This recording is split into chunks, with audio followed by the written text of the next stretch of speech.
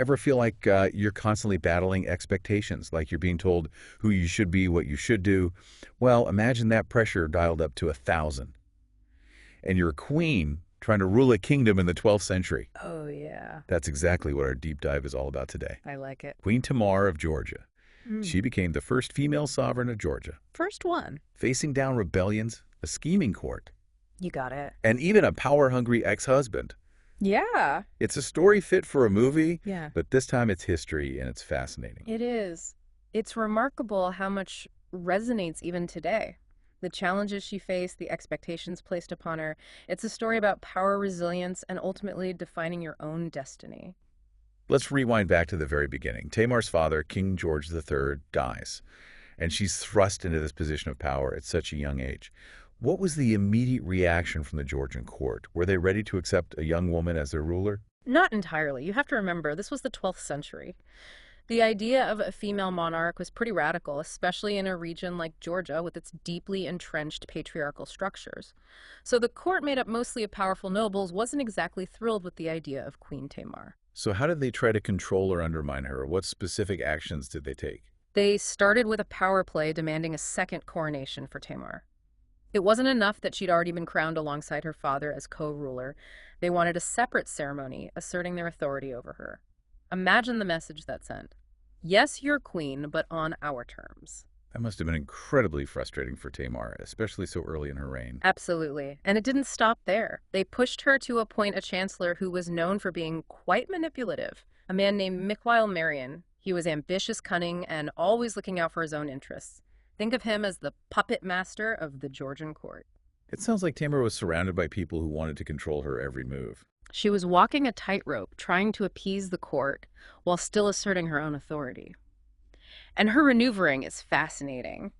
She agreed to appoint Marian as chancellor, but likely as a strategic move. By giving them this concession, she could buy herself some breathing room and time to consolidate her own power. So she was playing the game, biding her time, Mm-hmm. but the court kept pushing, didn't they? Oh, they did. Their demands escalated to an almost absurd level. They wanted a separate palace built for themselves, literally a palace of their own, so they could rule without Tamar's input. Imagine the audacity. They were basically trying to create a parallel government. Okay, that's just outrageous. Did they think she was going to just sit back and let that happen? To their surprise, Tamar pushed back. She had the leader of this movement, a prominent nobleman, imprisoned. It was a bold move, and it sent a clear message. She wasn't going to be a puppet queen. Finally, a little backbone. It's great to see her asserting her authority, but I imagine this created even more tension between her and the court. It certainly did. There was a lot of back and forth, but eventually they reached a compromise. The imprisoned nobleman was stripped of his titles and released, and instead of a separate palace, they formed something called the Darbazi. Darbazi. What exactly was that? Think of it as a special council, a formal structure where Tamar and the court could come together to make decisions for the kingdom. It wasn't a parliament in the modern sense, but it did create a platform for shared power, at least in theory. It was a significant concession from Tamar, but a shrewd one. So through this, Darbazi Tamar was at least able to maintain some control.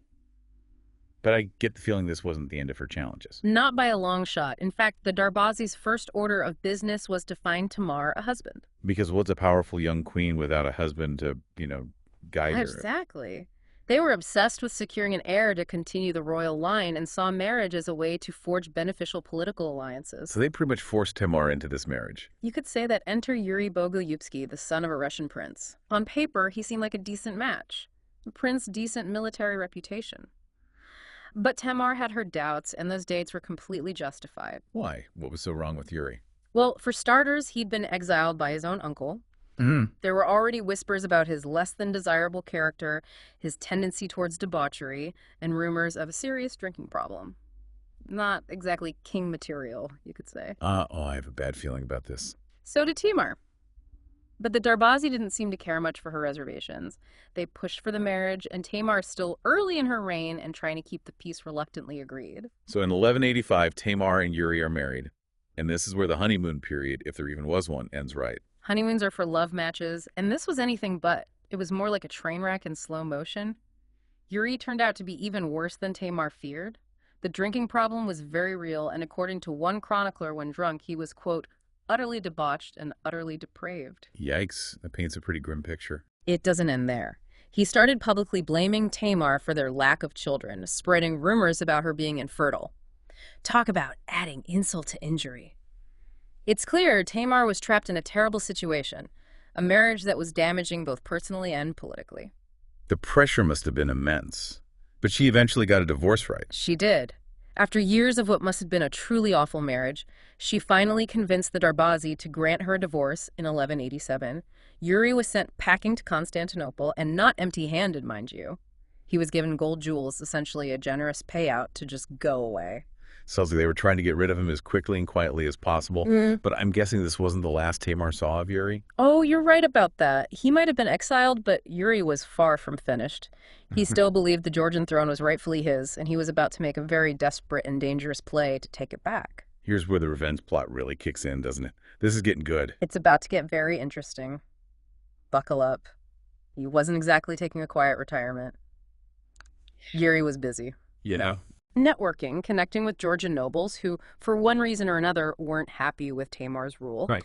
Some might have been genuinely loyal to him, others perhaps opportunistic, sensing a chance to gain power if the rebellion succeeded. So he was gathering a team of disgruntled nobles, hoping to use their influence and resources to overthrow Tamar. It sounds like a classic power grab. It was, and it speaks to the complexities of medieval politics. Loyalty was often fluid shifting based on perceived advantages and opportunities. For someone like Yuri, skilled in manipulation and desperate to regain power, these disgruntled nobles were ripe for exploitation. And in 1191, he finally made his move. You mentioned it was a two-pronged attack, a strategic assault aimed at both the capital in the east and the key stronghold in the south.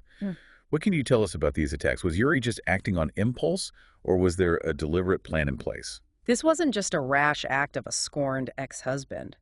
Yuri had put some thought into this rebellion. The two-pronged attack was a deliberate strategy designed to divide Tamar's forces and create chaos.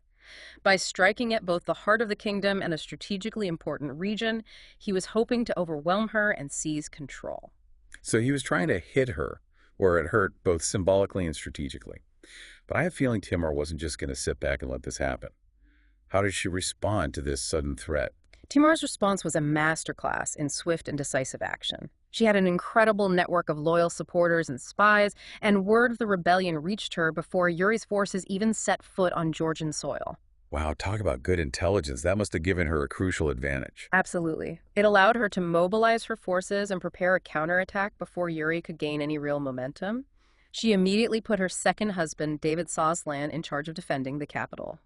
David was a skilled military leader in his own right, a strong contrast to Yuri's recklessness. And what about the southern threat? Did she send another trusted commander to deal with that? She did. Her high constable, another seasoned military leader, was dispatched with a large contingent of Georgian forces to meet Yuri's rebels head-on. Tamar wasn't taking any chances. She understood the gravity of the situation and acted accordingly. So it was a two-front war, with Tamar's forces facing off against Yuri's rebels in both the east and the south. How did those battles play out? Not well. For Yuri, Tamar's forces were well-prepared, well-organized, and most importantly, fiercely loyal to their queen. The Southern Rebellion was crushed almost immediately, a testament to the High Constable's military skill and the loyalty of Tamar's troops.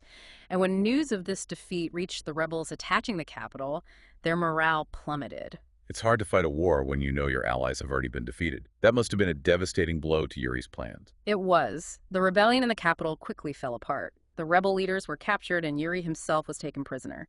The scorned ex-husband's grand scheme to reclaim the throne had backfired spectacularly. He was back in chains, a defeated and humiliated figure. It's almost poetic justice, isn't it? The man who tried to usurp her throne to take everything from her ends up right back where he started a prisoner at her mercy. What a turn of events. So what did Tamar do? Did she follow the traditional path of vengeance? The brutal customs of the time? That's what makes this part of the story so fascinating. Tamar had a choice, to make a choice that would reveal her true character and have lasting implications for her reign. She could have easily ordered Yuri's execution, a move that many in her court would have seen as justified and necessary. It would have sent a clear message to any future challengers: don't mess with Queen Tamar. But knowing Tamar's history, her willingness to defy expectations, I have a feeling she chose a different path. Something more unexpected. Am I right? You are Tamar decided against execution. She didn't order him tortured or imprisoned for life. Instead, she stripped him of any remaining power and sent him back to Constantinople. And this time he wasn't showered with gold or jewels. He was sent back with nothing but the clothes on his back. Wow. That's a different kind of revenge, isn't it? She didn't take his life, but she took away his power, his status, his pride. She essentially erased him, made him irrelevant. Exactly. And it was a brilliant move for several reasons. First, it subverted the expectations of a vengeful queen. Remember, those stereotypes about women in power were just as strong back then, if not stronger. She was expected to be ruthless, to prove her strength through violence. But by choosing a different path, a path of what some might call mercy, she demonstrated a different kind of strength, a strength that transcended the brutality of the time. Precisely. It showed her confidence, her focus on stability, and the well-being of her kingdom over personal vendetta.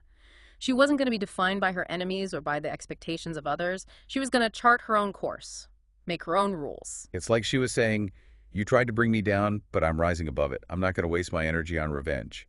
I'm going to focus on what really matters, ruling my kingdom, securing my legacy, and creating a better future for my people. That's a great way to put it. And that's exactly what she did. Tamar went on to have a long and incredibly successful reign. She solidified her power, expanded Georgia's territory, fostered a period of cultural and economic prosperity, and all while Yuri faded into obscurity. Talk about the ultimate revenge. She really is. It shows that true victory doesn't always involve crushing your enemies. Sometimes it's about building something lasting and meaningful, something that proves them wrong by its very existence. And that's what Tamar did. She built a legacy that outshines any petty act of revenge. It makes you wonder what would have happened if she had followed the traditional path. Would her reign have been as successful? Would she be remembered as the great queen she is today? That's a question historians still debate.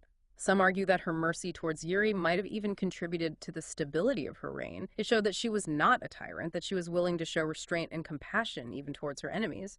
This might have earned her the respect and loyalty of her subjects, even those who might have initially opposed her rule. Yeah, it really does show that it's a lesson that's kind of relevant, you Yeah. know? Absolutely. In all aspects of life, wouldn't you say?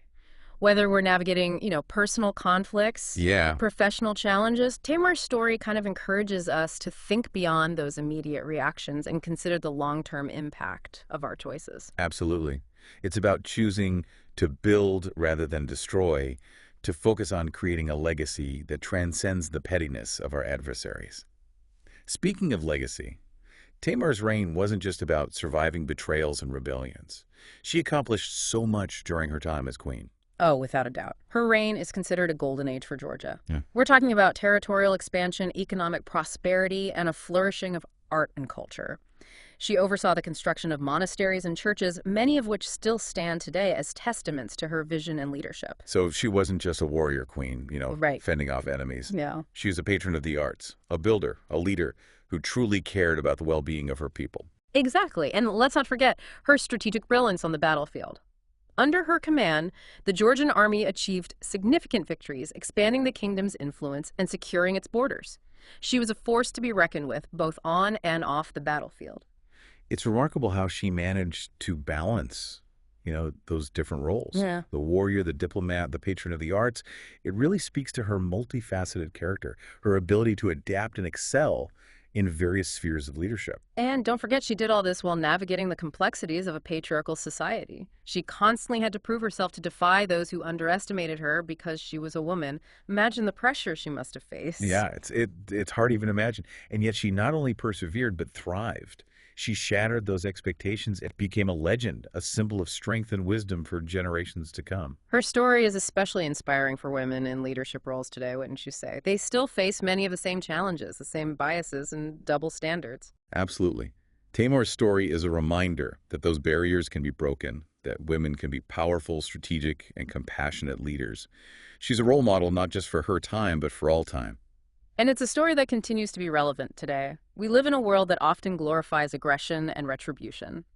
Tamar's story offers a different perspective, one of resilience, wisdom, and the power of choosing a path that leads to lasting peace and prosperity. So as we wrap up this deep dive into the incredible life of Queen Tamar, what do you think is the most enduring lesson we can take from her story? What's the one takeaway that our listeners should carry with them? For me, it's the power of choosing your battles wisely. Tamar could have easily been consumed by revenge, by the need to punish those who betrayed her. But she chose a different path, one that focused on building a better future for herself and her kingdom.